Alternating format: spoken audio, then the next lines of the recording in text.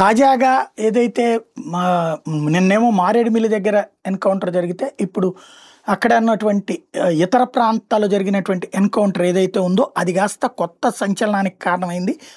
హిడ్మా తెర ముందు కనిపించేటటువంటి పాత్ర అయితే హిడ్మా కంటే కూడా కీలకమైనటువంటి తీవ్రవాద నాయకులు లేదా హిడ్మా చేసే ఆపరేషన్స్కి అసలైనటువంటి టెక్ సపోర్ట్ అంటే బాంబులు తయారు చేయడం, బాంబులు పేల్చడం, ఎంతమందిని చంపడానికి ఎంత తీవ్రతతో పేల్చాలో ఇదంతా కూడా హిడ్మా చెబితే ఆచరణలో అమలు చేసేవాడు టెక్ శంకర్ అంటారు.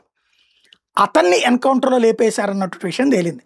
ఏదైతే బియ్యపు వలస మారేడుమిల్లి దగ్గర బియ్యపు వలస దగ్గర జరిగినటువంటి సంఘటనలో చనిపోయినటువంటిది అతను అన్నటువంటి విషయం తాజాగా తేలింది. ఓ రకంగా చెప్పాలంటే హిడ్మా మరణాన్ని, ఈ శంకర్ మరణాన్ని పోలీసులు సెలబ్రేట్ చేసుకుంటారు. పోలీసులకి దీపావళి ఇది. ఎందుకయ్యా అంటే వందల మంది పోలీసులు, వందల మంది కేంద్ర బలగాల ప్రాణాలు తీసినటువంటి ఆకస్మిక ముట్టడి, అట్లాగే ఆకస్మికంగా కాల్చి చంపిన ఘటనలు, ఆకస్మికంగా మందు పాత్ర పేల్చిన ఘటనల్ని డిజైన్ చేసింది హిడ్మా అయితే దాన్ని ఆచరణలో పెట్టినటువంటి వాడు ఈ టెక్ శంకర్.